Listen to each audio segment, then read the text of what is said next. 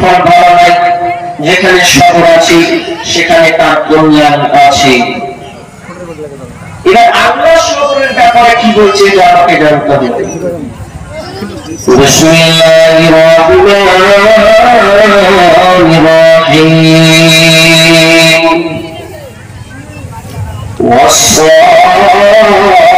والصابرين في البأساء والضراء وحين البأس أولئك الذين صدقوا وأولئك هم المتقون। এটা একটা শব্দ। আরেকটা শব্দ কি? বিসমিল্লাহির রহমানির রহিম أولئك الذين اشتروا الضلالة بالهدى والعذاب بالمغفرة فما أصبرهم على النار। এক নম্বর আল্লাহ সুবহানাহু ওয়া তাআলা কোরআনের সফরকে দুইটা ভাগে ভাগ করলেন। এক নম্বরে বললেন ওয়াসসাবিরিনা ফিল বাসাই ওয়াদ-দারাই ওয়া হিনাল বাস। আল্লাহ সুবহানাহু ওয়া তাআলা সবরের আলোচনা করলেন। একটা সবর, ওই সবরে ওই ধৈর্যের পূর্ণতা আছে, কামিয়াবি আছে। ওয়াসসাবিরিনা যারা সবর করে, ধৈর্য ধারণ করে, আর সবর ধৈর্য ধারণে তার উপরে বিপদ আপদ মুসিবত আসে, বিপদ মুসিবত আসে এবং সে কষ্টের সঙ্গে যুদ্ধ করে। আর এগুলো যখন তার উপরে যখন আসে, আর এগুলো আসার পর আপনার বিপদ আপদ আসার পর যদি বান্দা ধৈর্য করে, ধৈর্য ধারণ করে, والصابرين في البأساء والضراء وحين البأس أولئك الذين صدقوا وأولئك هم المتقون। আল্লাহ বলেন তাহলে ওই লোকেরা হলো সত্যবাদী আর ওরাই হলো মুত্তাকি। অপরদিকে আল্লাহ বলেন أولئك الذين اشتروا الضلالة بالهدى والعذاب بالمغفرة فما أصبرهم على النار।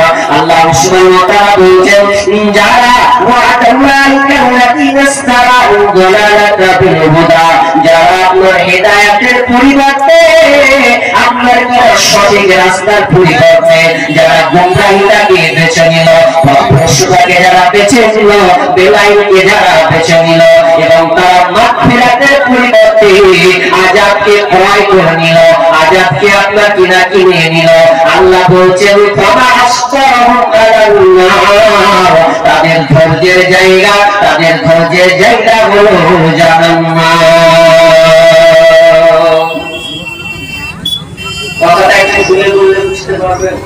যেমন ধরেন আপনারা এখানে সব বসে আছেন, আপনাদের একজন এই গ্রামের একটা আলেম, মুলবি, ইমাম যেই বলেন, সে আপনাদেরকে নিয়ে বসেছে গ্রামটাকে ভালো করে একটা ভালো পর্যায়ে নিয়ে যাওয়ার জন্য। উদাহরণ দিচ্ছি আপনাকে। এবার সে ইমাম আপনাদেরকে জিজ্ঞাসা করছে যে ভাই কে কে নামাজ পড়বে হাত তুলো আজ থেকে। তো সবাই হাত তুলছে না, কিছু কিছু যারা পড়ে ওরা তুলছে, বা হয়তো ভালো ভাষার খাতিরে কিছু লোক উঠিয়ে দিল যা কাজ থেকে নামাজ পড়বো, হাত তুললো। 100 লোকের মধ্যে 50 জনের হাত উঠলো যে নামাজ পড়বো। ইমাম বলছে নামাজ পড়বি, তো নামাজ পড়তে গেলে তো কষ্ট হবে, কষ্ট হলেও করবো। আর এতটা রোজা রাখবে, রোজা ছাড়া যায় না, রোজা রাখবে এত গরম তাপে সহ্য করা যাবে, 42-43 ডিগ্রি তাপমাত্রা, বুঝছে না, তাও রাখবো, অসুবিধা নেই, রোজা করবি। আচ্ছা, মেয়েদেরকে বলছে আচ্ছা তোমরা যে পর্দায় করছে আজ থেকে পর্দা করবে, তো বলছে পর্দা করবো না কেন, করতে পারবো, পর্দা করতে হবে, দেশ থেকে পর্দা করবো। একটা গ্রুপ 50 জন তারা বলে যে নামাজ করবো, কষ্ট হোক হোক না, রোজা রাখবো কষ্ট হবে হোক না, পর্দা রাখবে, ঘরে নিজেকে ছেড়ে রাখবে কষ্ট হোক না। মেয়েরা বলছে আমরা পর্দা করবো, দেখা দরকার নেই, পর পুরুষকে দেখাবো না। এবার কিছু দুর্লোককে বলছে তোমরা যে তুলনি তোমরা নামাজ করবো না, খারাপ নামাজ করবো না, হ্যাঁ জানি হ্যাঁ জান, মাঠে আছি আসলে আছি ভেড়া লাগছে, বন্ধু ডাকছে পড়া হয় না, ভেড়া নামাজ হবে না, বোঝা ওগুলো তো আরো রাখা যাবে না, পেটের যে ব্যথা ডাক্তার মনে করছে রাখা যাবে না, রাখবে না। আচ্ছা অত মদ তো সাথে মদ ছাড়ার কেমন করে হবে, দুটো বন্ধু রাখবে না, তখন মদটা তো আমাকে খেতে হবে, সপ্তাহে 2 দিন চলবে। ওটা তাস খেলা হবে, বলছে না তাস খেলা তো আমি সাথে পারবো, ওটা তো আমার গুরুত্বপূর্ণ একটা গেমস গো, ওটা তো আমাকে খেলতে হবে। আচ্ছা পার্টি ছাড়া যাবে, বলছে ওটা আরো পারবো না, নীল হয় না ওর জায়গাতে, ওটা আমাকে খেলতেই হবে। একজন মেনে নিলাম, আমরা নামাজ পড়বো, রোজা রাখবো, আমরা মেয়েরা পর্দার সঙ্গে চলবো রে। এটা আমরা যতই কষ্ট হোক না কেন, যতই আমাদের উপরে বিপদ আসুক না কেন, নামাজকে ছাড়বো না, রোজাকে ছাড়বো না, পর্দা করা কোনোদিন ছাড়বো না। সবাই এগুলোকে অ্যাকসেপ্ট করে নিল, তার মানে হাজার কষ্ট হতে হোক, আল্লাহ বলছে যারা কষ্টের সঙ্গে সালাত আদায় করে, কষ্টের সঙ্গে সিয়াম পালন করে, কষ্টের সঙ্গে পর্দায় থাকে, আপনার কিনা আমার ইনকাম সে করে হাজার কষ্টের মধ্যে, আল্লাহ বলছেন ওরাই হচ্ছে আপনার ধৈর্যশীল, ওরাই সত্যবাদী, ওরাই হচ্ছে মুত্তাকি। আর এগুলো কোন কাজে থাকবে? যারা দুনিয়াতে কষ্ট করে ধৈর্য ধারণ করবে। নাম্বার 2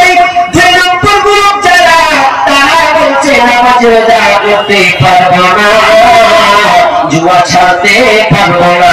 কিছু মেয়ে বলছে স্টাইল না চললে চলবে না, আমার আমার চেহারাকে আমি পুরুষদেরকে দেখাবো, ওদেরকে আমি আকৃষ্ট করবো, এরা কেউ মেনে নিল না। তবে আপনার কিনা মদ সে ছাড়বে না, আপনার কিনা গুণ সে ছাড়বে না, আপনার কিনা যত হারাম কাজ তাকে পছন্দ হয় সেগুলোকে ছাড়তে পারবে না। আমার আল্লাহ বলছেন তাদের ধৈর্যের জায়গা, তাদের ধৈর্যের জায়গা হচ্ছে জাহান্নাম। তোরা যেমন দুনিয়াতে তোরা নিজের স্বাধীনতার সঙ্গে চলবে, আমার মন মতন চলবি না, তার মানে তোরা নিজেরা জাহান্নামকে ক্রয় করলি, আর তোদের ধৈর্যের জায়গা হচ্ছে জাহান্নাম। একজন দার্শনিক বলছেন दुनिया में अगर चलोगे तो आखिरत में चल पाओगे, दुनिया में अगर चलोगे तो आखिरत में चल पाओगे। यदि तुम्हें दुनियाते रबे राधिले থাকো, কোরআন এবং হাদিসে অনুযায়ী যদি তুমি জীবন যাপন করো, আল্লাহ তোমাকে যেটা ওয়াদা করেছে, আল্লাহ তোমাকে যেটা আদেশ করেছে সেটা তুমি মেনে চলেছো, আল্লাহ যেটা নিষেধ করেছে ওটাকে তুমি বর্জন করে দিয়েছো। আমার আল্লাহ দার্শনিক বলছেন, তখন ওই বান্দাকে আল্লাহ বলবে, আল্লাহ দুনিয়াতে তুই নিজের মতন করে চলিস নি, বরং আমার মন মতন করে তুই দুনিয়াতে এই উত্তর দিনাজপুরের মাটিতে তুই চলাচল করেছিস। এখন আল্লাহ তুই আমার কাছে এসেছিস, এখন তোর মন মতন চল। আমি আল্লাহ তোকে কোনো বাধা দিব না, আমি আল্লাহ তোকে কোনো বিষয়ে জারি করবো না, তোর মন যেটা চায় সেটাই তুই করবি, ওই ইচ্ছা যেটা জানবে সেটাই তুই গুনাহ কান্নাতে কর, আমি আল্লাহ কোনো বাধা দিব না। আর যারা দুনিয়াতে चाहिए चलोगे, दुनिया में अगर हम चाहिए चलोगे तो आखिरत में रब चाहिए चलना पड़ेगा। अर्थात अल्लाह যেগুলো দুনিয়াতে করতে বলেছেন বলবো তুমি নিজের মন মতন করে চলছো, আল্লাহকে পরোয়া করো না, কোরআন হাদিসকে তুমি ফলো করো না, এক কথায় নিজের মন মতন করে তুমি চলছো রে, সেই আল্লাহর মন মতন তোমাকে চলতে হবে। কারণ দুনিয়াতে তুমি স্বাধীন থেকেছিলে, নিজের মন মতন করে তুমি জীবন 60 বছরকে তুমি পার করে দিয়েছো, 80 বছর তুমি অতিবাহিত করেছো, নিজের মন মতন করে মন করা আইন তৈরি করেছো। আমাকে ফলো করবে আল্লাহ বলছে, এখন তুই আমার কাছে পাকড়াও হয়েছিস, এখন তুই আমার কাছে ধরা খেয়েছিস, এখন আমার মন মতন তোকে চলতে হবে, আমি যেখানে বলবো সেখানেই তোকে যেতে হবে, আর তোর মন মতন চলা যাবে না।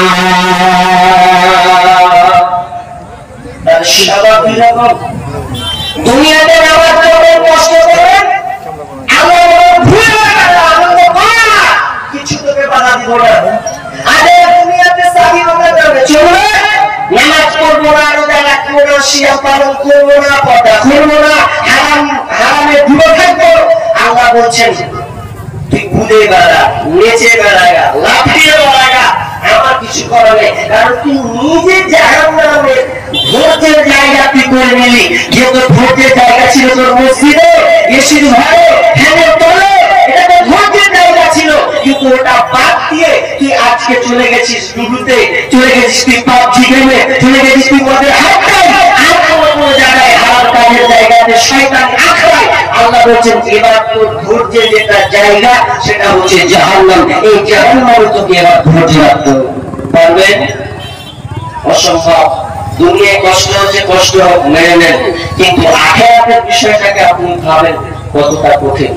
এবার চলেন আল্লাহ সুবহানাহু ওয়া তাআলা বলেছেন, ইয়া আইয়ুহাল্লাযীনা আমানু ইসতাঈনু বিস-সাবরি ওয়াস-সালাহ ইন্নাল্লাহা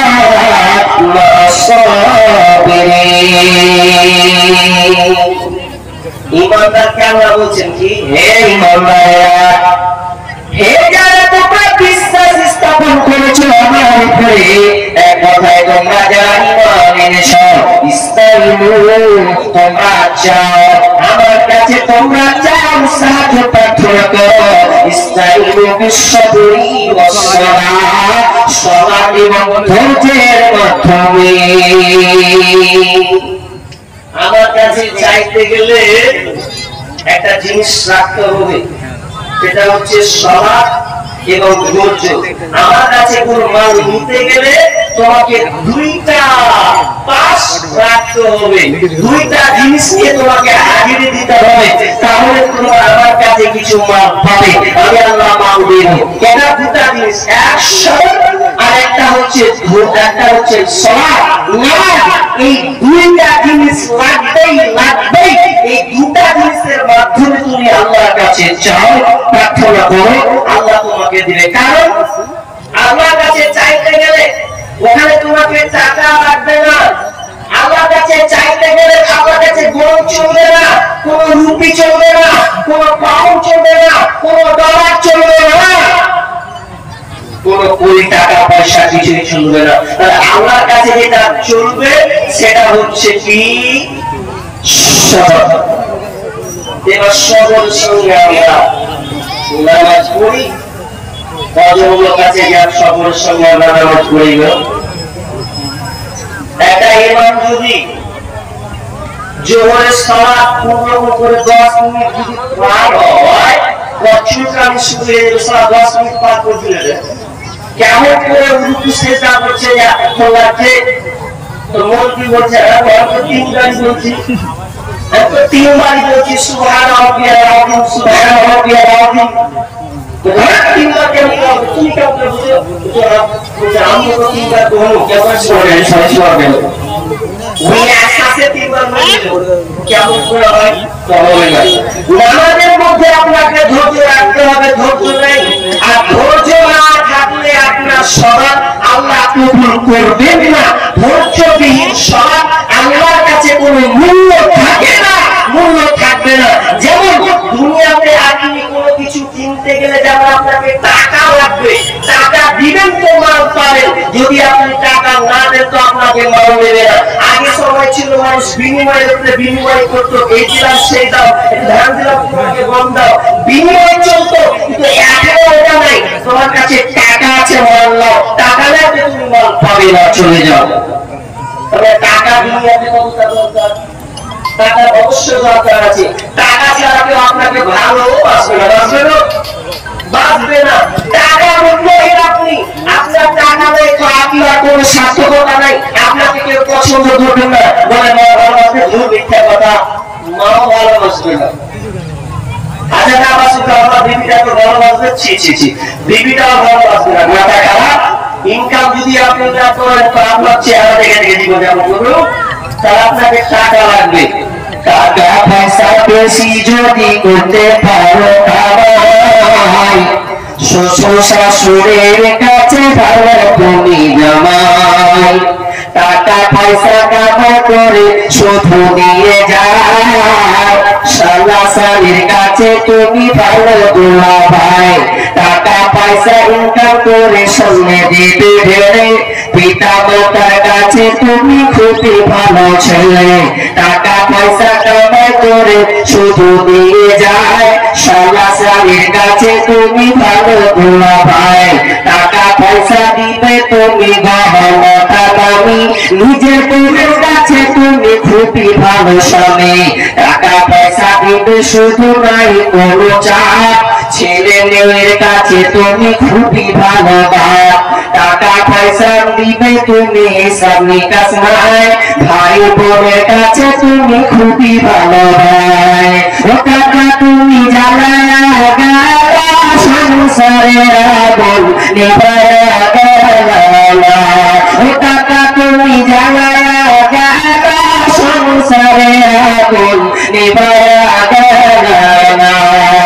টাকা পয়সা কামাই করে হিসাব নিকাশ নয়, টাকা পয়সা কামাই করে হিসাব নয়। একদিন তো চলা সাথীর কাছে তুমি ভালো একটা বন্ধু, টাকা পয়সা কামাই করে দিবে ডজন ডজন, আত্মীয় স্বজনের কাছে তুমি ভালো স্বজন। টাকা টাকা করো, টাকা ধরো, টাকা কামাই করো, টাকার মূল্য বুঝেছি বুঝেছি যখন হয়েছি বড়। টাকা পয়সা কামাই করলে সবার কাছে ভালো, নইলে তোমার শ্বশুর মুখটা দেখে তুমি কালো। ও টাকা তুমি জ্বালায়া গেলা, সংসারের আগুন নিভায়া গেলা। ও টাকা তুমি জ্বালায়া গেলা, সংসারের আগুন নিভায়া গেলা। টাকা চাপটা মূল্য আছে, টাকা চাপটা মূল্য দেবে, ঠিক তেমনি ভাবে দুনিয়ায় চলতে গেলে টাকা যেমন লাগবে, ঠিক তেমনি ভাবে আল্লাহর কাছে মান নিতে গেলে, আল্লাহর গোটালে কিছু মান নিতে গেলে আপনাকে দুইটা জিনিস যুক্ত করা লাগবে। সেটা কি? সময় এবং ধৈর্যের মাধ্যমে আপনাকে যাইতে হবে। আল্লাহ সুবহানাহু ওয়া তাআলা তাই বলেছেন, ইস্তাইনু বিস-সাবরি ওয়াস-সালাহ, ইন্নাল্লাহা মা'আস-সাবিরিন। ইনশাআল্লাহ ধৈর্যশীলদের মধ্যে রয়েছে যারা সবর করে ধৈর্য ধারণ করে সাথে থাকে, আল্লাহ তাআলা তাদের সঙ্গে থাকে। কিন্তু আমরা হতভাগা মুসলমান, নামাজ পড়ার সময় আমরা তাড়াহুড়া করে, ওকে আর পাওয়া যায় না, কিন্তু ওকে মনে রাখতেন, ওকে আপনাকে আপনার বিভিন্ন জায়গায় ওকে ঘন্টার পর ঘন্টা দেখা যাবে। যখন খানে আছে দুটো আছে আইপিএল খেলার মাধ্যমে ঘন্টাকে ঘন্টা পার করে ধরতে দেখায়। আপনার ধৈর্য কোথায় আছে? আপনার কিনা ফুটবল ময়দানে ধৈর্য কোথায় আছে? যেখানে মারামারি হয়। ধৈর্য কোনখানে আছে? যেখানে আপনার কিনা কাটাকাটি হামারি হয়। ধৈর্য কোথায় আছে? যেখানে আপনার চর্চা করা হয়, কিবোর্ড করা হয়, সেখানে ধৈর্য আছে। কিন্তু নামাজটাকে ধৈর্য রাখতে হবে, ধৈর্যের সঙ্গে সবাইকে আদায় করতে হবে। এ ধ্যান ধারণাটাই নাই। আমার আল্লাহ বলছেন, আমি ওদের সঙ্গে রয়েছি রে যারা ধৈর্যের সঙ্গে সবাই আদায় করে। হযরত উমর রাদিয়াল্লাহু তাআলা আনহু তিনি যখন খলিফা ছিলেন শেষ মুহূর্তে 18 বর্গ মাইলের একজন খলিফা আমিরুল মুমিনিন উমর রাদিয়াল্লাহু তাআলা আনহু তিনি একদিন শেষ মুহূর্তে নামাজ পড়ে তিনি আপনার সিজদায় আছেন। সিজদায় যাওয়ার সময় এক কাফের বেঈমান আপনার কিনা বন্ধন মেরে দিল। বন্ধন যখন মেরে দেওয়া, বন্ধন যেমন মেরেছেন আপনার আমিরুল মুমিনিন ওমর আপনার কিনা সিজদায় অবস্থায় আছে, পিছন থেকে টার্গেট করে ওমর রাদিয়াল্লাহু তাআলা আনহু পিছন থেকে যখন বন্ধন মারা হলো, আর বন্ধন মারার পর তখন তিনি বেহুশ হয়ে গেলেন, হুঁশটা তার হারিয়ে গেল, রক্ত আপনার বারবার করে এমন ভয় বন্যা পড়ে গেল, চারিদিকে রক্ত আর রক্ত, আর সনাত অবস্থায় তিনি বেহুশ হয়ে গেলেন, পুরোটা অজ্ঞান হয়ে গেলেন, আর তার হুঁশ নাই। কিছুক্ষণ পর আমিরুল মুমিনিন ওমর রাদিয়াল্লাহু তাআলা আপনার কিনা হুঁশ ফিরেছে, জ্ঞান ফিরেছে, বেহুশতে হুঁশ ফিরেছে, তখন তিনি প্রথমে একটা জবাব দিয়ে একটা কথা বললেন, আমার সাহাবীরা, ওনার সঙ্গে সাথীরা, বলো বলো বলো, আমি যে নামাজটা পড়ছিলাম ওই নামাজটা কমপ্লিট হয়েছিল কিনা, আমি যে নামাজে বসতে ছিলাম আমার নামাজটা পূর্ণ মোকাম্মল করতে পেরেছি কিনা। সাহাবীরা বলছেন, আমিরুল মুমিনিন আপনি নামাজ পড়ছিলেন কিন্তু আপনার নামাজটা কমপ্লিট হয়নি, বরং আপনি এক রাকাত আপনার বাকি থেকে গেছে, আপনি এক রাকাত পড়লে আপনার নামাজটা কমপ্লিট হবে, পূর্ণ হবে। কিন্তু দেখেন একজন নেতা, একজন খলিফা, একজন প্রেসিডেন্ট, তিনি প্রথমে হুঁশ ফিরল তো সালাতের কথা শুরু করলো। তিনি তো বলতে পারতেন, এরা আমার সঙ্গী সাথীরা, কে আমাকে বললাম মারলো, বলাটাকে ধরতে পেরেছ কিনা, কি তার হাওয়া কে এসে কোথাকার, ওকে ধরতে পেরেছ কিনা, ওর শাস্তি উপযুক্ত হলো কিনা, তোমরা এটা বলো। আমিরুল মুমিনিন জানা বলে তিনি প্রথমে বলছেন, বড় বড় আমার নামাজটা কমপ্লিট হয়েছিল কিনা, আমার সালাতটা হয়েছিল কিনা। সাহাবীরা বললেন, আপনার নামাজ আপনার ছুটে আছে। আমিরুল মুমিনিন বলছেন, ওরে আমার সঙ্গী সাথীরা, আমার জন্য তাড়াতাড়ি করে তোমরা পানি নিয়ে আসো। আমি পানি নিয়ে এসে আমিরুল মুমিনিন তাড়াতাড়ি করে উঁচু করে এক রাকাত নামাজকে তিনি পূর্ণ করলেন।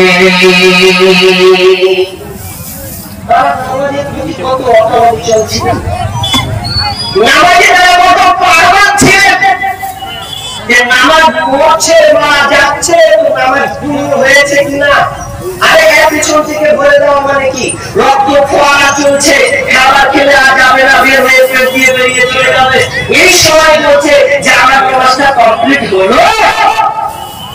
তারা দেখেন, তাদের ধৈর্য দেখেন, আর আমাদের ধৈর্য বেড়ে 10 মিনিট যদি এমন 1 মিনিট করছে, তার সাথে বলে সালাতটা ফিরাও, আর বসতে পেয়েছে না, আর কোনো যোগ নেই না, কি করছে সালাত একটা না একটু হলো, হেসে যদি আপনি ধরে বলবো তো আমি সালাত ফিরতে হবে না, আপনি আর বলবেন মানে একবার যে কাজ হয় না, এরকম আছে আপনার এদিকে, আমাদের এদিকে আছে না, নামাজ পড়তে পড়তে ফুকারি মারবে, ইসলামে তো ভাব দিয়ে বলছে আমরা ভুলে গেছে নাকি, ভুলে গেছে না, কুকুরে দিতে অসল হবে। মানে নামাজ সালাতটাকে ঠিকমতো পড়ার একটা কৌশল, ও মানুষটা একটা হয়ে গেছে গো, তো নামাজ হবে। তো আল্লাহ বলছেন, তোমরা আমার কাছে চাইবে, ধৈর্যের সঙ্গে তোমরা আমার কাছে চাও, নামাজটাকে ধৈর্যের সঙ্গে তোমরা আদায় করো, তাহলে আমি আল্লাহ আমার কাছে যে ধর্মবান্দার মাল আছে, আমি আল্লাহ তুমি যেটা চাইবে আমি আল্লাহ ওটাই তোমাকে ফিরিয়ে দেবো। আল্লাহ বলছেন, বিষ্ণু বলছেন, যদি তোমরা আল্লাহর কাছে ফিতা পর্যন্ত চাওয়ার প্রয়োজন হয়, তুমি আল্লাহর কাছে ফিতা তাও চাও, আর তোমার মনের দরকার আছে, মনটাও তুমি আল্লাহর কাছে চাও, কিন্তু চাইলে তো তোমাকে ধৈর্যের সঙ্গে চাইতে হবে। তাহলে আল্লাহ তাদের সঙ্গে থাকবে, যারা ধৈর্যশীল তাদের সঙ্গে থাকবে। এবার চলেন আমি পরস্পর একটা তর্জমা করে ব্যাখ্যা করি। প্রথমে আল্লাহ এখানে সবরের কথা আনলেন, এবার আমার প্রশ্ন, সবরের কথা বলতে বলতে বলতে বলতে এক শ্রেণীর কথা আল্লাহ স্মরণ করিয়ে দিয়েছেন। ওরে আমার পৃথিবীর ইমানদারেরা, তোমরা শোনো শোনো, তোমরা একটা নজর দাও, আমি আলোচনা করছি মিডিয়া তোমাকে একটা কথা স্মরণ করিয়ে দেওয়ার জন্য। তুমি যদি ধৈর্য না রাখতে পারো রে, তাহলে তুমি তাদের কথাটাকে একটু অনুসরণ করো। তারা কেমন সাহাবীরা কেমন ধৈর্য ধারণ করেছে, তারা কেমন কষ্ট করেছে, এটা তোমরা একটু নজর দাও, তাহলে তোমরা নিজেকে বুঝতে পারবে। আমার আল্লাহ বলছেন ওয়ালা নাবলুওয়ান্নাকুম বিশাইইন মিনাল খাউফি ওয়াল জু', আল্লাহ বলছেন ওয়ালা তাকতুলু লিমান ইয়াকতালু ফি সাবিলিল্লাহি আমওয়াত বাল আহইয়া'উ ওয়ালাকিল্লাহ তাশউরুন। আল্লাহ বলছেন ওয়ালা তাকুলু লিমান ইয়াকতালু ফি সাবিলিল্লাহি আমওয়াত, খবরদার ওদেরকে তোমরা মারা গেছে, নিহত হয়েছে এই কথা তোমরা বলো না। যারা আল্লাহর জন্য শহীদ হয়েছে, যারা আল্লাহর জন্য প্রাণ দিয়েছে, ওদেরকে তোমরা খবরদার মৃত বলবে না। ওদের একটা নাম দিয়েছি, ওই নামটা তোমরা বলবে, সেটার নাম হচ্ছে শহীদ। যারা আল্লাহর জন্য কাজ করে মারা গেছে, লড়াই করেছে, সংগ্রাম করেছে, তার জীবনটাকে বিলিয়ে দিয়েছে আল্লাহর জন্য, খবরদার ওদেরকে তোমরা মৃত্যু হয়েছে, মরে গেছে, নিহত হয়েছে এই কথা তোমরা বলো না, বরং তাদেরকে বলো ওরা জীবিত, ওরা শহীদ, ওরা জীবিত আছে। কিন্তু তোমরা ওটা বুঝতে পারবে না, ওটা আমি আল্লাহ আমার প্রান্তরে, ওটা আমার গায়েবী মদতে আমার কাছে আছে, কিন্তু ওটা তোমরা বুঝতে পারবে না। আল্লাহ কেন বললেন? শহীদের কথা বলা কি প্রয়োজন ছিল? সরাসরি তারা বলতে পারবেন, তোমরা বিষয়ে খবর করতে পারবেন। তোমরা আমাদের প্রথমে যে বলা তাকুলু লিমান ইয়াকতালু ফি সাবিলিল্লাহি আমওয়াত, আগে তোমরা শহীদ যারা হয়েছে, তাহলে ওরা যে শহীদ হয়েছে, ওদের যে কত ধৈর্য আছে, এই জিনিসটা তুমি আগে দেখো, শিখো, ইতিহাস জানো, যেটা পরে তুমি জ্ঞান রাখো, তাহলে তুমি পাস করতে পারবে। তারা কত দিনের জন্য ধৈর্য ধারণ করেছে। অনেক সাহাবী বলা যাবে উহুদের ময়দানে 70 জন সাহাবী শহীদ হয়েছেন। তাহলে লম্বা ঘটনা বলতে গেলে অনেক সময় লাগবে। ওগুলো আমি বলবো আপনাকে কত সবর রাখতে হবে, আপনার জ্ঞান চেতনা দেওয়ার জন্য আমি একটা এক্সাম্পল, একটা আপনাকে ঘটনা নিয়ে আসবো। তা আমরা বলছেন হযরত হানজালা রাদিয়াল্লাহু তাআলা আনহু। হানজালা কোথায় শহীদ হয়েছে? উহুদের মাঠে। হানজালা নতুন বিবাহ হবে, তো বিবাহ হবে, আর ওই দিন হচ্ছে উহুদের যুদ্ধ। উহুদের যুদ্ধ হবে, সবাইকে ডাক দিল চলো উহুদের ময়দানে। কাফেররা, বেঈমানেরা ইসলামকে উৎখাত করার জন্য, ইসলামকে শেষ করে দেওয়ার জন্য তারা একটা চক্রান্ত লড়াই করার জন্য, একটা সংগ্রাম লড়াই করার জন্য তারা একটা সময় দিয়েছে। আজকে ওরা আমাদের সঙ্গে লড়বে, আমাদের ইসলামকে তারা মুছে দিবে। তো হানজালা বলছেন ইয়া রাসূলুল্লাহ আমি তো যাই। আল্লাহ রাসূল বলছেন হানজালা তুমি আজকে তোমার বিবাহ হলো, আর আজকে তুমি যুদ্ধে যাবে এটা হবে না। হানজালা তুমি বাড়ি যাও, তোমার স্ত্রীর হক তুমি আদায় করো। আজকে তোমার বাসভা, আজকে তোমার ফুলসজ্জা, আজকে তুমি থাকবে বাড়িতে, তোমাকে আজকে যুদ্ধে যেতে হবে না, তুমি বাড়ি যাও। হানজালা বিষয় বললেন যুদ্ধের মাঠে আর গেলেন না, একেবারে রওনা হলেন বাড়িতে। বাড়িতে গিয়ে এবার কি হচ্ছে দেখুন, কত কষ্ট, কত দুঃখ বেদনা, তারা ইসলামের জন্য কি না তারা করেছে। কান্নিয়া দাকুল হরে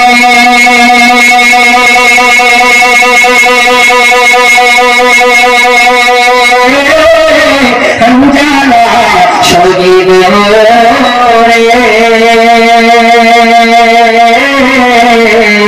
কলিজা ভেঙেছে সেই অঙ্গে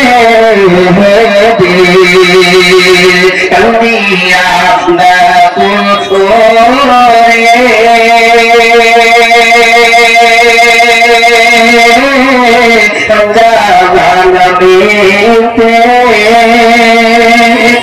কলিজা ভেঙেছে সেই জঙ্গে কলিজা চিরিছে সেই জঙ্গে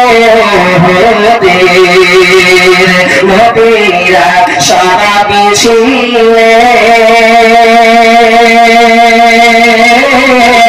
জালানামেতে তিনি শহীদ হয়েছিলেন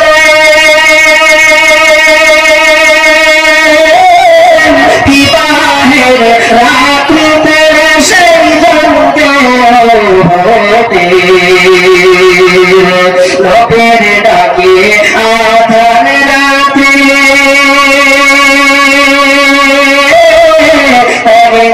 পীর পারে দিয়ে রাতে চলছিল বিদায় দাও আমারে যাব জঙ্গে ভোরের কান্দিয়া ডাকলো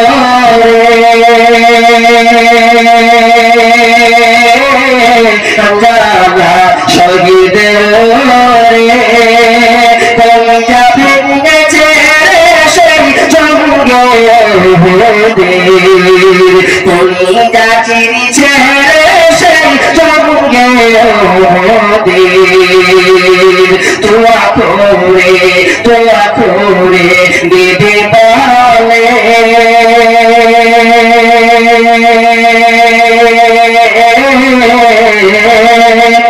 তোয়া করে দিদি বলে স্বামীর তারে পিয়ালাতে নবসামি বিদায় দিলাম তোমারে সেই জঙ্গে যেতে গেলে শহীদ হলে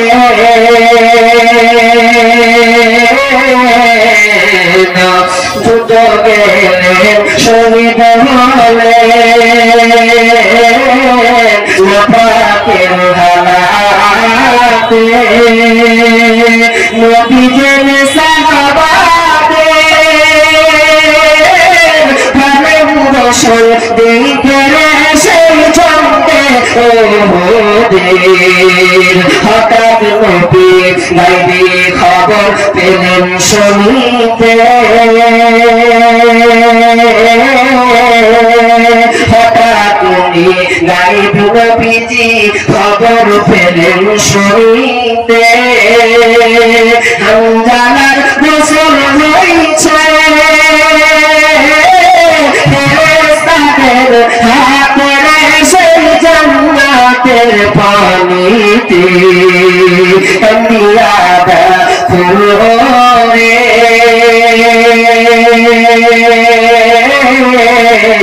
জালা শহীদ রে কলিজা ভেঙেছে সেই জঙ্গে কলিজা চিরিছে সেই জঙ্গে মদিনার দূর থেকে কিছু দূরে উহুদের ময়দান সেই উহুদের ময়দানে বিশ্বনবীর আগেছেন লড়াই করার জন্য এখন বিবির সঙ্গে মিলন ঘটে ফুলসজ্জা হওয়া এমন সময় হঠাৎ কি যেন রে আওয়াজ চলে এলো নবী নাই নবী নাই নবী নাই নবী নাই নবী শেষ হয়ে গেছে নবী নিহত হয়েছে মারা গেছে আর এই কথাটা হামজালার কানে যেমন ঢুকেছে আজকে তার বাসরা বিবির সঙ্গে ভালো মন্দ কিছু আলাপ আলোচনা হবে কথাবার্তা হবে এমন সময় মিলন হওয়ার পরে অবস্থায় তিনি শুনতে পেলেন হামজালা শুনে বিশ্বনবী দুনিয়াতে নাই এবং হামজালা থাকতে পারছেন না নবী নাই এটা সহ্য করতে পারবো না নাবাকের হাতে তার খানটা ধরে বাড়ি থেকে বের হয়ে যাচ্ছেন বিবি বলছেন স্বামী আমার আপনি ভুলে যাবেন না আপনি এখন নাপাকের অবস্থায় আছেন আপনাকে গোসল করে আপনাকে যেতে হবে হামজালা বলছেন আমাকে তো আমার গোসল করার সময় নাই আমি এখন আমাকে যেতে হবে উহুদের প্রান্তরে নবী নাকি নাই আমি মানতে পারি না দিদি আমাকে এখন যেতে হবে উহুদের ময়দানে আমি এখন আর গোসল করব না নাপাকের হালাতে তিনি ছুটলেন এমন সময় ছুটতে ছুটতে ছুটতে উহুদের ময়দানে যখন তিনি পৌঁছে গেলেন, উহুদের মাঠে পৌঁছানোর পর তিনি আল্লাহর জন্য শহীদ হয়ে গেলেন।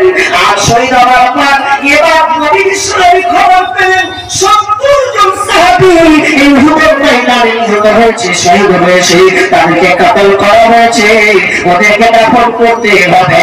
এমন সময় সেই মহিলা হামজার বিবি দৌড়েছে উহুদের ময়দানে, এসে বলছেন, ইয়া রাসূলুল্লাহ, আমি আপনাকে একটা কথা বলতে চাই। কি কথা বলবে? তো বলছে, আমার স্বামী নাপাক অবস্থায় আছে, তার ফরজ গোসল একটা, তার ফরজ গোসল তার একটা সেভ করতে পাইনি, তার দরকার ছিল ফরজ গোসল করার প্রয়োজন ছিল, কিন্তু নাপাক হালাতে আপনি শুনেছেন নাকি নাই, তিনি আপনি থেকে কন্ট্রোল করতে পারবেন, ওদের মাঝে তলোয়ার নিয়ে বেরিয়ে গেছে, তিনি নাপাক অবস্থায় আছেন, দয়া করে যারা লাশটা আপনি বের করে একটু গোসলের ব্যবস্থা করবেন।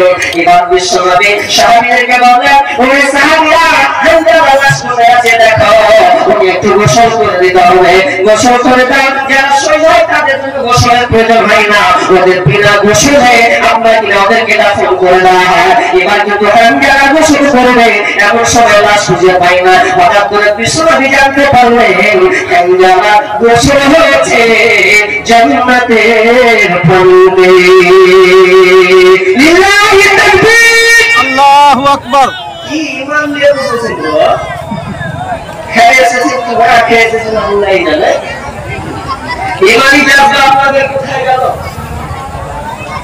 এটা একটা দিন সভা, আল্লাহর প্রশংসা হবে, আল্লাহ জিকির আজকার হবে, কিন্তু আজকে আমরা এত অথবাগা হয়ে গেছি যে আল্লাহর নাম করতে বিনায়ের মতো, আরে বাঘের মতো মুখ আপনাদের তবে না কিছু আপনি খারাপ করবেন, তো এগুলোতে তো হবে না। তো হামজারা শহীদ হয়ে গেলেন দ্বীনের জন্য।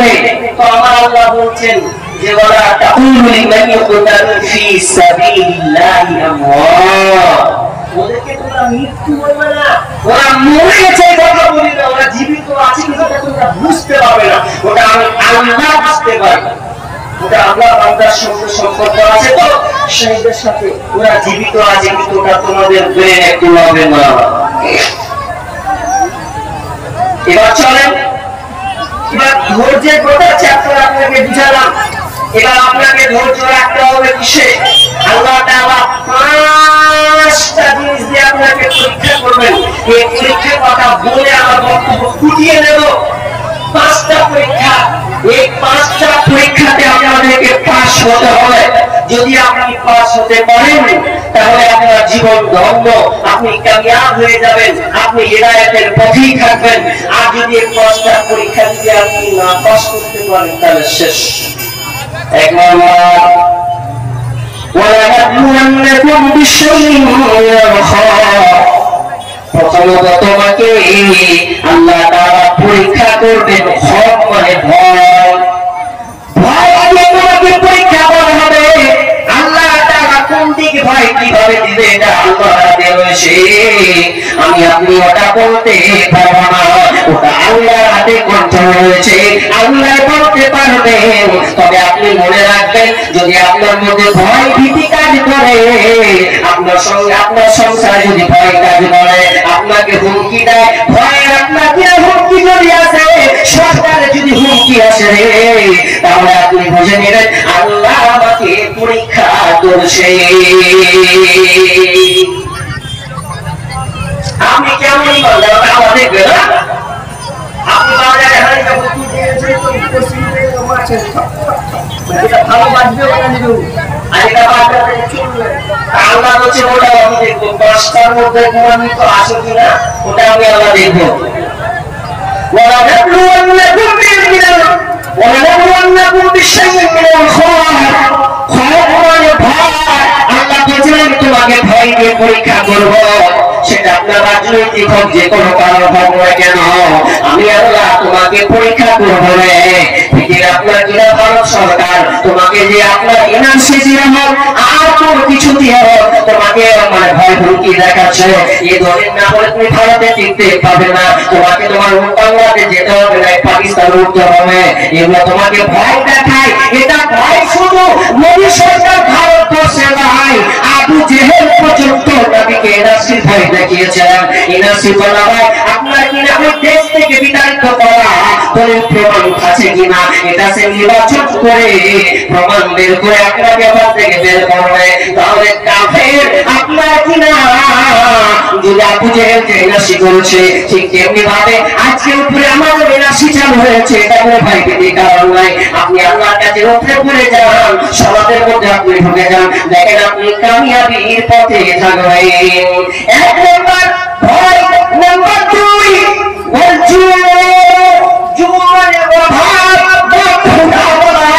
আল্লাহ আপনাকে অভাব দিয়ে পরীক্ষা করবে।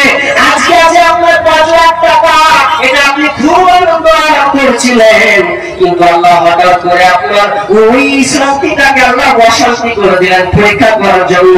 তার মানে আপনার সংসারে অভাব ঢুকিয়ে দিলেন, আপনার বাড়িতে অভাব চলে আসবে অনটন, আর অভাব আসার কারণে ওই বান্দারে আল্লাহ বলছেন আমার গোলাম অভাবের কারণে খবরদার হারামে তুই যুক্ত হবি না। ওটা আমি আল্লাহ ট্রাই করছি, পরীক্ষা করছি রে, খবরদার তুই সুদে যাস না। তোকে সুদে তোকে ঘুষ নিয়ে আলোচনা করবেন, ওইখানে তুই যাবি না। হারাম কাজ যেখানে হবে ওখানে তুই অ্যাকসেপ্ট করবি না, গ্রহণ করবি না। যদি তোর অভাব থাক, আমার আল্লাহ বলছেন আমি তোমাকে অভাব দিয়ে খোদা দিয়ে আমি আল্লাহ পরীক্ষা করব। হাই হুতাশ করলে হবে না, আল্লাহ পরীক্ষা করছে। কিন্তু আমরা কত হতভাগা লাগি, এখনকার বাড়িতে দেখবেন 100টাতে 99টাই যদি আল্লাহ 5% টাকা বাঁচিয়ে রেখেছেন তো রেখেছেন, নাহলে প্রত্যেকটা মানুষ সুদের সাথে জড়িত। বেশিরভাগ কাকে বাদ সুদের সাথে জড়িত। কেন? সুদ না হলে আপনার জীবন চলে বোঝেন না, দিব কি করে, বাড়ি করতে পারি না। তো আপনি ধৈর্য রাখুন, আপনাকে কয়েকটা ধৈর্যের বিষয় কথা হাদিস ওটা মাসে বলবো যদি সময় পায়, আপনার বুক ফুলে উঠবে। এইরকম যদি হয় তাহলে শুনে পড়ে যাবে, ওকে আঁকড়ে ফেলে দেবো। কিন্তু সুদ মানুষ ছাড়ছে না। সুদ নিয়ে আমরা জীবন যাপন করছি, আর সুদ নিয়ে যখন জীবন যাপন করছি তা আপনি শান্তিও পাবেন না, এটা আপনি মনে রাখবেন। মনে রাখতে হবে যে সুদ নিয়ে আপনি শান্তিতে আছেন। যত লোকের সঙ্গে সাক্ষাৎ করেছি, যত চাচা হোক আর যদি যে আত্মীয় হোক বসে যে গল্প করেছে সুদ নিয়ে কেমন করছে শান্তি পাই না, কখন যে লুটাও। আর সুদের থেকে যে ধারের বিপদে করছে তারা ধারকে লুটাবে কখন করেছে। হ্যাঁ রে ভাতিজা, হ্যাঁ রে চাচা, সুদটা মিলাতে পারলে চেয়েছিল ইউরোপের আইটেম করেছে সময় টাকা ধার দিয়ে পাওয়া যায় না। সাহসের জায়গা জায়গা আইনি এদের কথা তো ছেড়ে দিই দেন। ওরা আবার ওদের আবার সিস্টেম হচ্ছে বন্ধুর লোন। আপনার এদিকে আছে বন্ধুর লোন, মুর্শিদাবাদে বন্ধুর লোনের কারবার বেশি। এত বেশি যে ঘরে ঘরে বন্ধুর লোন দিচ্ছে। তো লিডার করছে কি 8টা ঘরের মধ্যে একটা সুন্দরী মেয়েকে লিডার করছে। লিডার বলছে ওরে বুবু তুই খালি ধর দিয়ে আগমন করবি। তখন পূজা ঘর করে বলছে আগে তো স্বামী এরকম ইয়া হলো আমার না মাতা, তুই আমার কি করবি তাই লোকের জীবনে চাওয়া সংসার ঠিকই করেছি দেবু। তখন হলো বলছে আধার টাকা তোমার কাছে রাখো, এটা বলছে 5000 দাও সংসার চালাই। কি করে শান্তি হবে? কতজন খবরদার যদি আপনি বিপদে পড়ে, কিন্তু মা বোনদেরকে দেখা যায় ওরা আল্লাহকে ভুলে গিয়ে তারা বন্ধন হন। আর বন্ধনটা এমন জিনিস কোন ছেলেদেরকে দেওয়া হবে না, মেয়েদেরকে দেওয়া হয়। বন্ধন নয়, ওটা বন্ধন নয়, ওটা হচ্ছে বউ বন্ধন। বউকে বন্ধন বর্তমান যুগের হাওয়া চলছে উল্টো দিকে, বলতে গেলে মনে বাজে বলবো কোন দিকে থেকে। বর্তমান যুগের হাওয়া চলছে উল্টো দিকে, বলতে গেলে মনে বাজে বলবো কোন দিকে থেকে। ইস্তিগিসানি কে বলে, ইস্তিগিসানি কে বলে ও গোসলের খানা। আমি গেলাম লোনে কিস্তি দিতে তুমি করো রান্না। টাইম হয়ে গেছে, আমার তুই এখন আমাকে যেতে হবে। ইস্তিগিসানি কে বলে ও গোসলের খানা। আমি গেলাম লোনের কিস্তি দিতে তুমি করো রান্না। কিস্তিতে গেছে জানা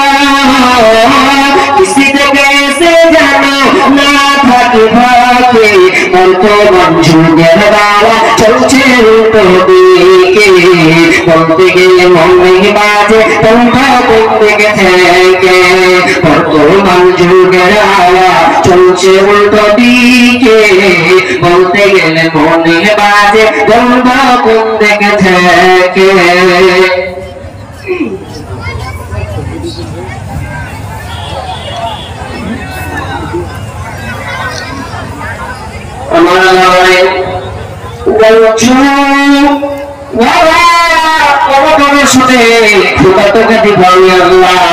কিন্তু তোমাকে পরীক্ষায় পাস করতে হবে না খানা আমার বেটি আমার খবরদার আপনি সুদের দিকে যাবেন না সুদে আপনি কোনোদিন শান্তিতে থাকবেন না এই ভদ্রলোককে আজ থেকে আপনি নামাজ করে দেন তওবা করেন আল্লাহর কাছে দেখেন আল্লাহ আপনাকে পরীক্ষা করবেন আর পরীক্ষায় যদি আপনি পাস হয়ে যায় তাহলে আপনার কি দুনিয়াবি আখিরা দুনিয়া এবং আখিরা দুটাই আপনার কামিয়াব হবে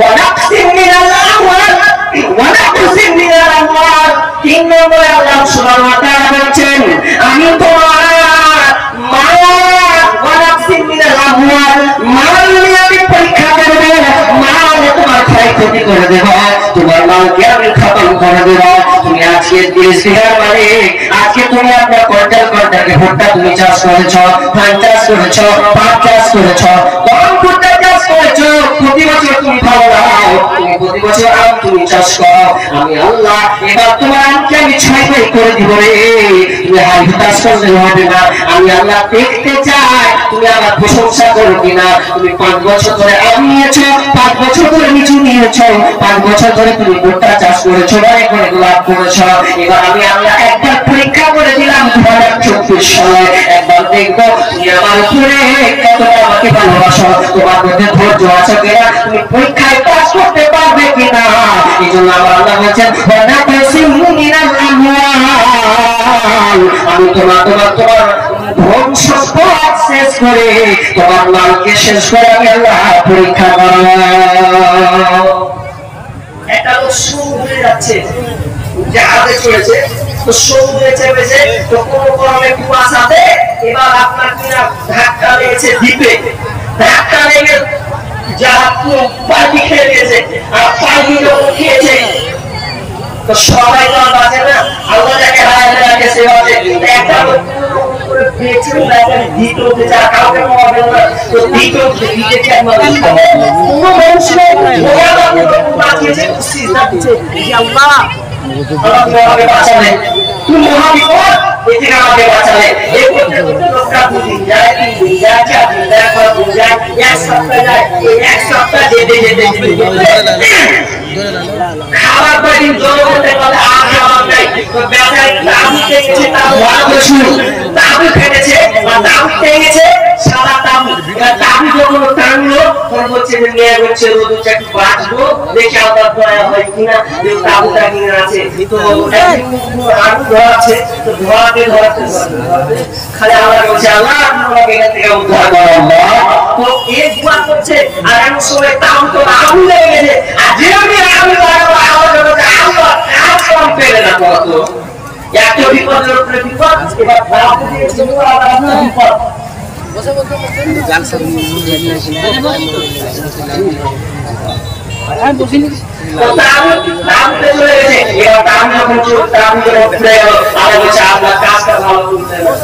আল্লাহ কাজটা ভালো করলে না তাকে আমার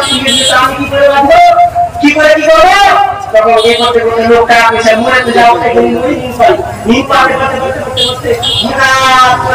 একদম বন্ধু থেকে কিছু লোক আপনার আসতে বলছে কি আছে রে ভাই আপনি লোক খেতে লোক উঠে গেল রে লোক কি করে লোক কি খবর দিলে না তখন বলছে খবর নাই বলছে খবর করে যাবেন এখানে আপনার আছে বলছে যে তোমার আমি তোমার হচ্ছে আগুন তোমার বলছে যে এখানে আগুন ধরেছে বলে মানুষ এখানে আছে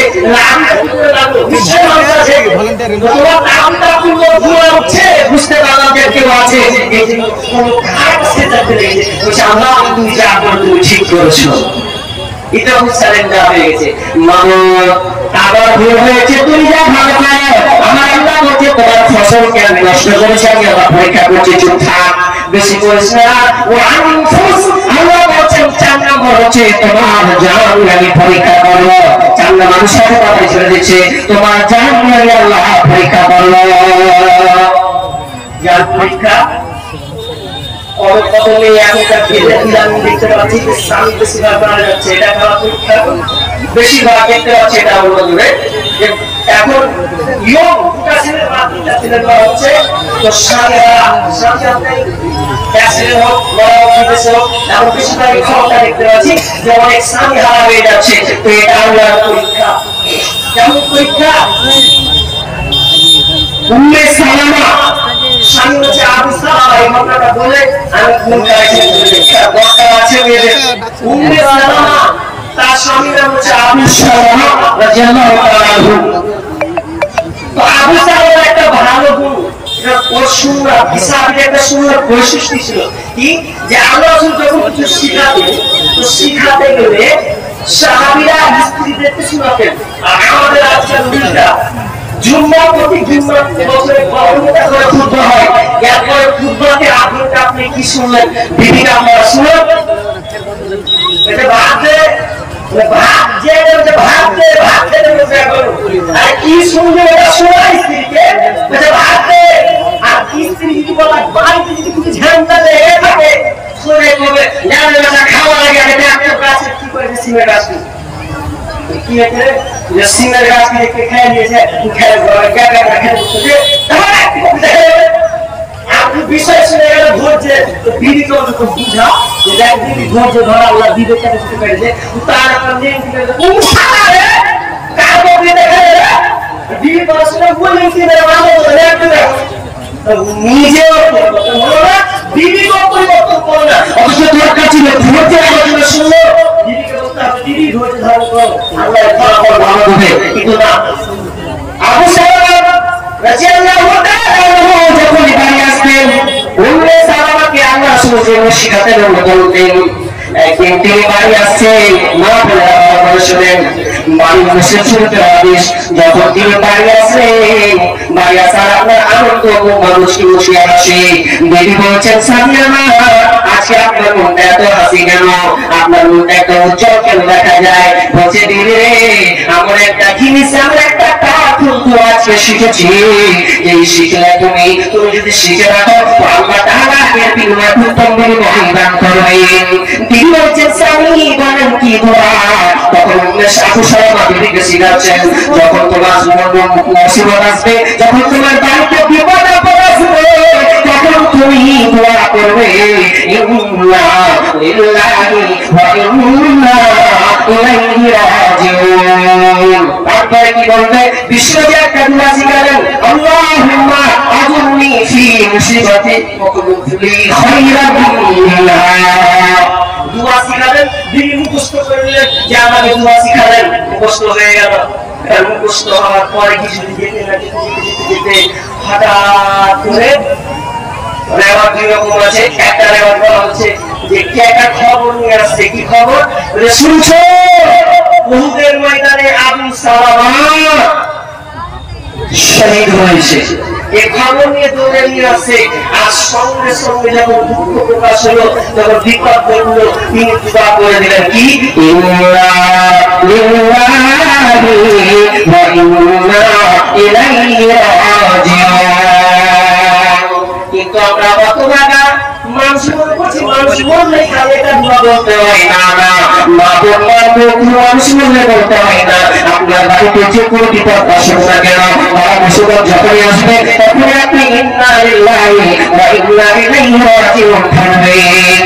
কিন্তু আমরা দেখতে পাই স্বামী গেল, বেটা গেল, ভাই গেল, মা গেল, সোচে ভাবলে কি করে থাকবে না একে খাওয়াবে রে। আর আমরা কান্না করে গেছি রে ঘুরে ঘুরে আর বাঁচতে পারবো না। এখন এমন মানুষ আছে আপনি আছে আপনার গীতের মতন করে কান্না করে, তুই কোনে গেলি রে বাপুরে, কেমন করে থাকো রে বাপুরে। এভাবে মিলিয়ে মিলিয়ে কাঁদছে কেন? কি দরকার করে ভাবে কাঁদা? আমি কাঁদতে কাঁদতে নিষেধ করি, তুই কাঁদছো তো মাতম করে কাঁদা, ছিঁড়াছিঁড়ি করে কাঁদা। বিষ্ণু বলছেন যে কাফের যে দুটা বৈশিষ্ট্য আছে, কাফেরদের নেচারই আছে, একটা নেচার হলো যে অন্যের বংশকে খোঁচা দেওয়া, এটা হচ্ছে কাফেরদের বৈশিষ্ট্য। নাম্বার 2, কাফেরদের বৈশিষ্ট্য হচ্ছে যে যখন কেউ মতন করে কাঁদবে, ছিঁড়ে ছিঁড়ে কাঁদবে, মুছবে, এখন এই করবে, এইভাবে আপনাদের কাফেরদের বৈশিষ্ট্য। এইভাবে আপনারা কাঁদবেন না, কাঁদবেন চোখে পানি বের হবে, আপনি কাঁদবেন, আফসোস লাগে, কিন্তু কি বলবো, মা ও ক্ষমতা এইভাবে কাঁদবেন না। আবু সুফিয়ান সালাম দোয়া করে আর মনে মনে বলছেন, আমার সংসার তো ভাঙ যাচ্ছিল, আমি তো শান্তিতে কাটাচ্ছিলাম, কিন্তু হঠাৎ করে কি বিপদ এসে গেল। আর মনে মনে বলছে, আমার স্বামী চাইতে কে ভালো স্বামী আছে, আবু সালাম চাইতে কোনটা ভালো স্বামী আছে, আমার নজরে তো নাই। তিনি মনে মনে একটা আশঙ্কা করছেন, তিনি মনে মনে ভাবছেন যে একে চাইতে আমার কে ভালো আছে, কিন্তু নাকি শিখিয়েছেন দোয়ার প্রয়োজন থেকে তিনি দোয়া করছেন। এমন সময় লম্বা ঘটনা আছে, দুটারে আবার কোন সাহাবীর মাধ্যমে আবার কোন আছে, বিশ্বনবী নিজে এসে মুহাম্মদ সাহাবাকে আপনার কিনা বিয়ের প্রস্তাব দিচ্ছেন। আমি তো ভাবতে পারিনি যে আমার সঞ্চয়তে আমার শুধু আলোই একজন নবী, তাহলে তো এটা আরো খুশির খবর। তিনি সেটাকে অ্যাকসেপ্ট করেছিলেন। তাহলে বাবা আপনি মানে দিশেহারা হলে হবে না, আপনি দোয়া করুন, আল্লাহর উপরে ভরসা রাখুন, আল্লাহ আপনাকে দিবেনই দিবেন। আমি শেষের পর্যায়ে চলে যাচ্ছি, সেটা হচ্ছে আরেক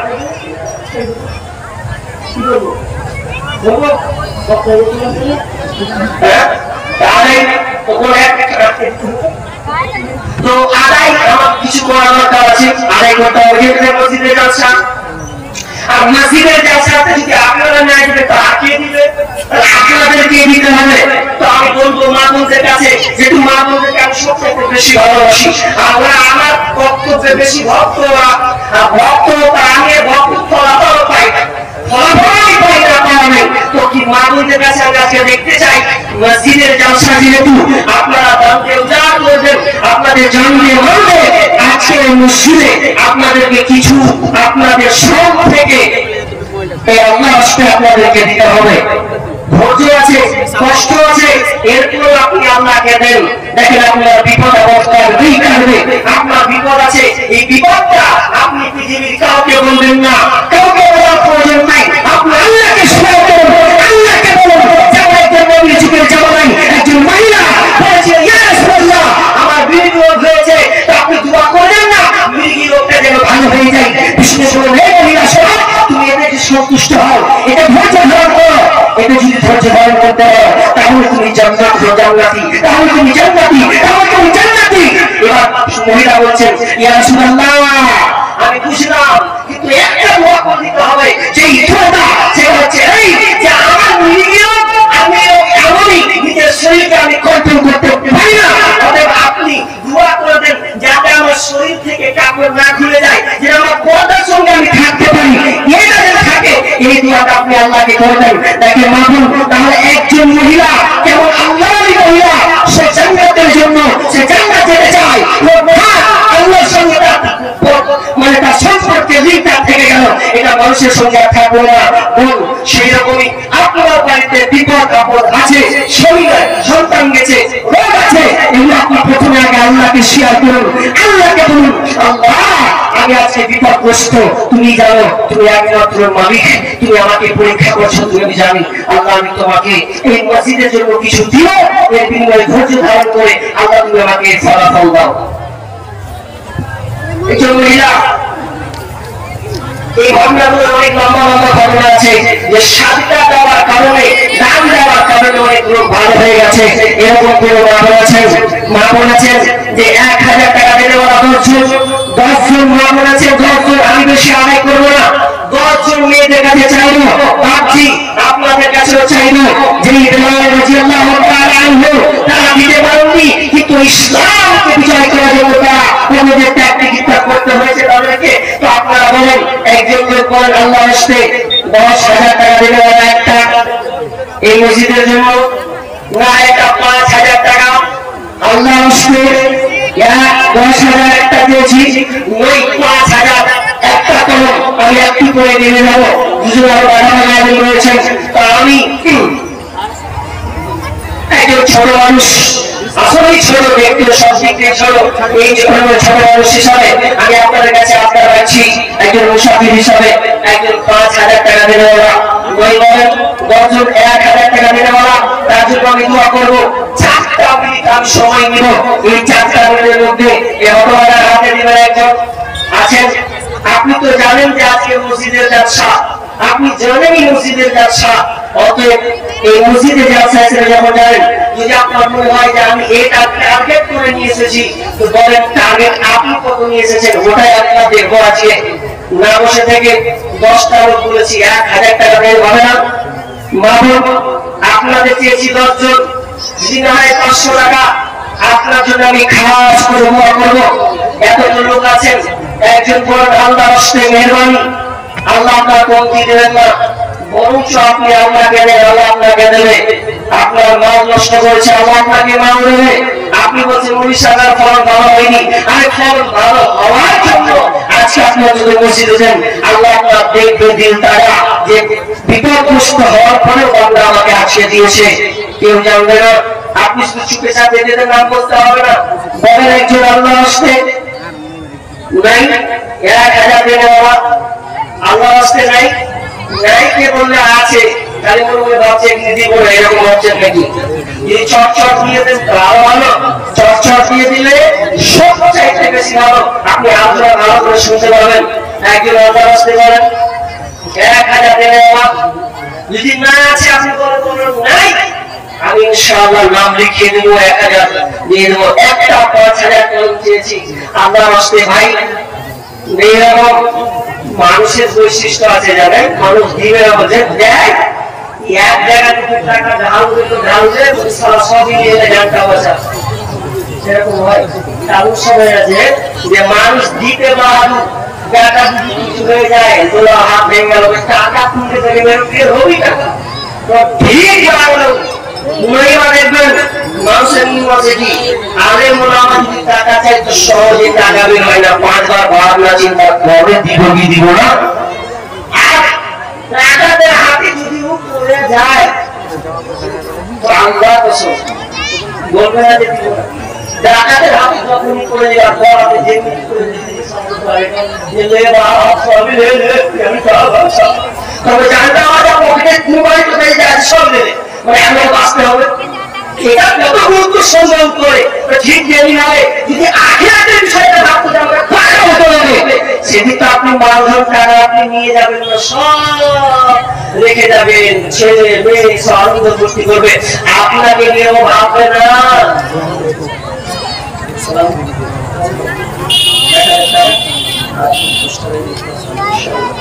কি নাম? চাচা ইদ্রিস, তিনি দিয়েছেন এই মসজিদের জন্য 1,010 টাকা। আল্লাহুম্মা সাল্লি আলাইহি আল্লাহুম্মা বারিক আলাইহি ওয়া আল্লাহ আল্লাহ তুমি যাকে আল্লাহ কবুল করে নাও, আল্লাহকে কিছু দিয়েছে আল্লাহ সাবুল করো। বাবা মায়ের জন্য দিয়েছেন 500 টাকা। আল্লাহুম্মা সাল্লি আলাইহি আল্লাহুম্মা বারিক আলাইহি ওয়া আল্লাহ রব্বুল আলামিন একজন 1,010 টাকা দিলেন 500 টাকা। আল্লাহ বাবার জন্য দোয়া চেয়েছেন, আল্লাহ জানি না তোমার কাছে হাজির আছি, জানি না কি হাতে আছে, রব্বুল আলামিন অন্ধকার ঘর আল্লাহ সব কিছু হোক।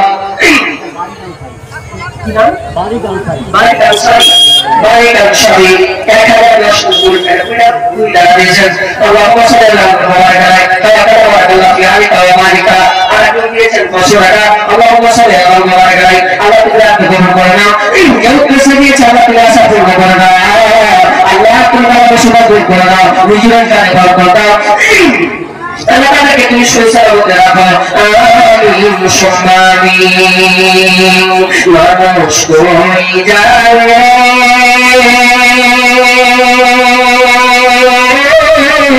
দুনিয়া ছাড়িয়া, মসজিদের ওই পালকি আল্লাহ তোলাতে সাজায়া তারে জনমের লাগিয়া, মসজিদের ওই পালকি আল্লাহ তোলাতে সাজায়া তারে জনমের লাগিয়া। লাশ হয়ে যাবেন আপনি যখন মারা যাবেন, মা কাঁদবে, ভাই কাঁদবে, বন্ধু কাঁদবে, বাপ কাঁদবে, আত্মীয় স্বজন কাঁদবে, কেঁদে তা আপনাকে বিদায় দিয়ে দেবে। এই জন্য আমি অনেক সময় কথাটা বলি, যখন আপনি মরে যাবেন মার ধন টাকা পয়সা আপনার হাতে যদি ধরে থাকেন, এই ঘড়িটা আপনার হাত থেকে কেড়ে নেওয়া হবে, দামি মোবাইল আপনার পকেটে থাকবে, ওই মোবাইলটা আপনার পকেট থেকে বের করে নেওয়া হবে। বাবা মায়ের জন্য আপনি দিয়েছেন 500 টাকা, আল্লাহুম্মা সাল্লি আলা মুহাম্মাদ আল্লাহ তুমি দানকে ক্ষমা করে নাও, যে উদ্দেশ্যে দিয়েছে আল্লাহ তুমি আশা পূর্ণ করে দাও, আমিন সুম্মা আমিন। বাবা মায়ের জন্য বাবা মায়ের জন্য 500 টাকা, আল্লাহুম্মা সাল্লি আলা মুহাম্মাদ আল্লাহ তুমি দানকে ক্ষমা করে নাও। আল্লাহ বাবা জান্নাতি আলাদা আছে, যে আমি একটা কথা বলছিলাম, আপনি যখন মরে যাবেন তখন আপনার বাবা টাকা পয়সা ধন সম্পদ খাবে লোকে, আপনি মরে যাবেন টাকা পয়সা যে আছে সব খাবে লোকে, আর যখন আপনি মরে কবরে চলে যাবেন তখন আপনার দেহটা খাবে পোকাতে।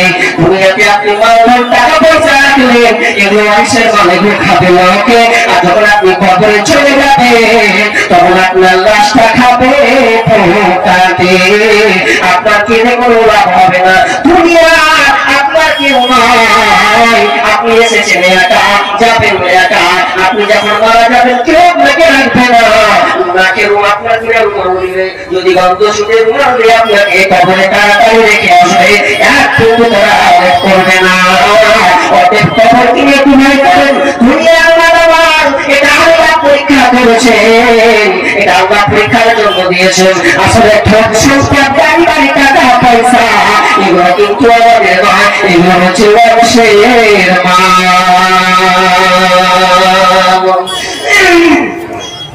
বলেন ভাই বাবু আপনার অনেক আচ্ছা সিমেন্ট গুলো যদি রাখেন তাহলে হয়, সিমেন্ট গুলো যদি 20 বস্তা হয়, দেখেন ছেলে মেয়েদের কিন্তু কোনো আপত্তি নাই, তবে ছেলে মেয়ে যদি আপনার কাজে লাগলে ভালো, যদি কাজে লাগে তাহলে আপনার গেল, কাজে লাগলে ভালো তাহলে আপনি গেলেন। সিমেন্ট গুলো দেখাতে পারবেন এখানে লিখছে, যদি এরকমের মধ্যে যদি আপনারা 20 জন সিমেন্ট গুলো 20 জন আল্লাহ আসতে মামুন আপনাদের সুন্নতি দামগুলো যদি থাকে, নিয়াত করেছেন হয়তো অনেকে এরকম মামুন আছেন যে একটা হাতের আংটি আজকে আপনি তুলে দেবেন আল্লাহর জন্য, মসজিদের জন্য, মসজিদকে নির্মাণ আবাদ করার জন্য। মামুন আছেন যে একটা আংটি করবেন স্বামীর জন্য খুলবেন, আর একজন নাই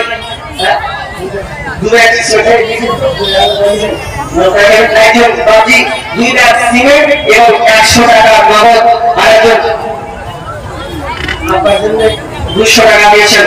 আল্লাহুম্মা সাল্লি আলাইহি আল্লাহুম্মা বারিক আলাইহি। আসলে আপনার অমূল্য ধন। একটা বাইক পাওয়া যাচ্ছে না গো, একটি বাইক মোটরসাইকেল পাওয়া যাচ্ছে না। ভুল বছর যদি কেউ নিয়ে যেতে থাকেন তাহলে মোটরসাইকেল স্ট্যান্ড যেখানে আছে আর কি সেখানে একটু দয়া করে নিয়ে এসে রেখে দেবেন, মোটরসাইকেল স্ট্যান্ডে বাইকটা রেখে দেবেন। তো যাই হোক 4 মিনিট শেষেছিলাম, প্রায় 4 মিনিট হয়ে গেল।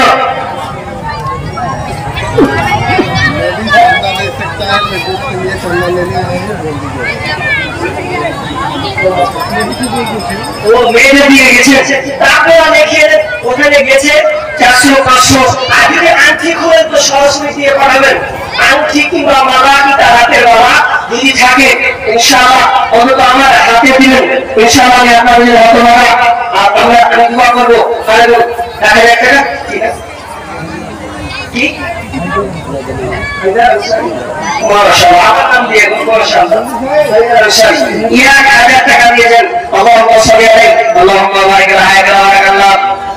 1000 টাকা দিয়েছেন আল্লাহ, আল্লাহ তুমি তাকে দান করে নাও, দান কবুল করে নাও, যে উদ্দেশ্যে দিয়েছে আল্লাহ তুমি আশা পূর্ণ করে নাও, রুজি-রোজগার বরকত দাও, বালা মুসিবত দূর করে নাও, আমিন সুম্মা আমিন।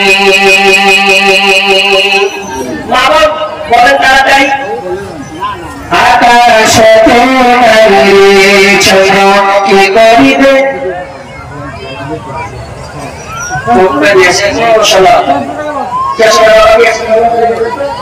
মাশাআল্লাহ বেনামিতে 5000 টাকা। আল্লাহু আকবার। নাই দিবে তো মুখে তাওয়া দাও কি বেলা রাখবেন, এটা দেন একবার লাগান দেবো ঠিক হবে হবে দেবে নাই আছে তো তার মুখে তো কথা আছে, এটা তো তাওয়াটা বন্ধ করে নেই তো ফোন পে 5000 টাকা দিয়েছেন বেনামিতে। আল্লাহুম্মা সাল্লি আলাইহি আল্লাহুম্মা বারিক আলাইহি ওয়া আলা ফি আলিকা ওয়া মালিকা। আল্লাহ তুমি কমান করে নাও, উদ্দেশ্যে দিয়েছে আল্লাহ তুমি আশা পূর্ণ করে নাও আল্লাহ তোমার মুসিবত দূর করে নাও আল্লাহ নিজের বরকত দাও আল্লাহ তুমি তাদেরকে সহি সালামতে রাখিও আমিন সুম্মা আমিন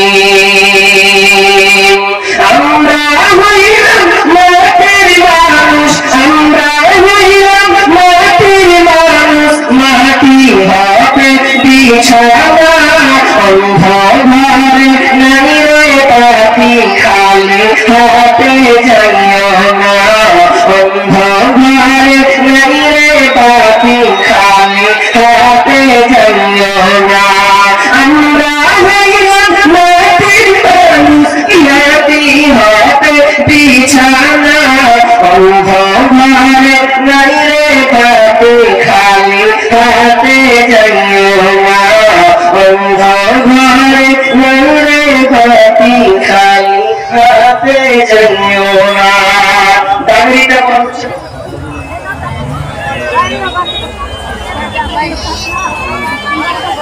তাহলে আশাই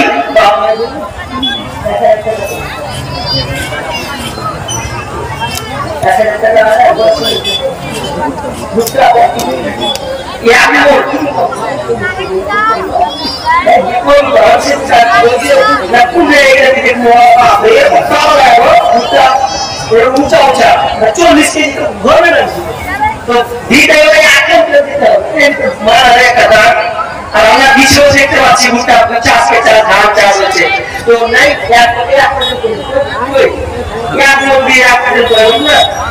আল্লাহ দিবে বলো তো আপনারটা বলো একটা লোক আমার আসতে একটা লোক আমার আসতে দেখেন হাতে আপনারা দিবেন আমি চাইছিলাম তার মধ্যে কিছু করার নেই অনেক সময় লাগতো যারা কিছু টাকা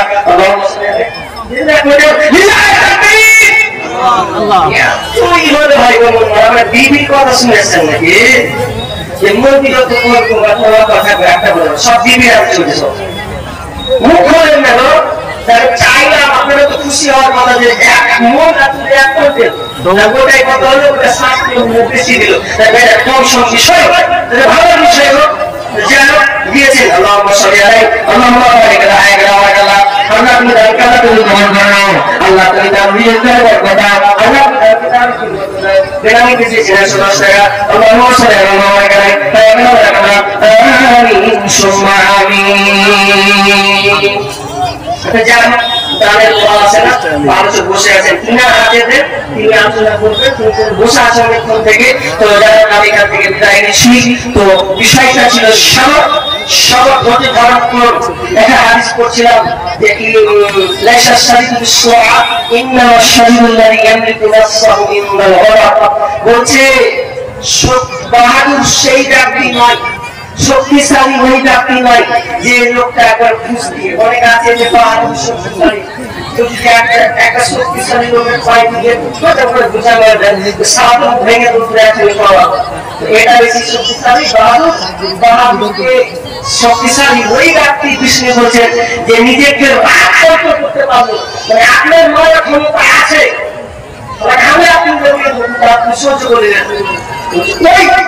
সবচাইতে শক্তিশালী ওই ব্যক্তি ওই ব্যক্তি যে নিজেকে কন্ট্রোল করতে পারলো রাগকে দমন করলো নিয়ন্ত্রণ করলো সহজ করে নিল না আমি ওকে মার করা ছেড়ে দিলাম এ হচ্ছে সবচেয়ে শক্তিশালী তাহলে শক্তিশালী কে যে মারতে পারে না শক্তিশালীকে আছে মশাই যে নিজেকে রাগকে কন্ট্রোল করতে পারে আসলে সব জিনিসে রাগ থাকলে রাগ কন্ট্রোল করুন আপনি শান্তিতে ঘুমাবেন দু খাই খেয়ে আপনি শান্তিতে ঘুমাতে পারবেন না বড় আপনি এক খাই খেয়ে আপনি শান্তিতে ঘুমাতে পারবেন উসরা টেনশনে পড়ে ঘুমবে যাই হোক আরেকজন দিয়েছে 100 টাকা আল্লাহুম্মা সাল্লি আলাইহি আল্লাহুম্মা বারিক আলাইহি ওয়া সাল্লাম আল্লাহ তাআলা কবুল করুন এখান থেকে আলোচনা শেষ করছি ওয়া আলাইনা ইল্লা বারাক আসসালামু আলাইকুম ওয়া রাহমাতুল্লাহি ওয়া বারাকাতুহু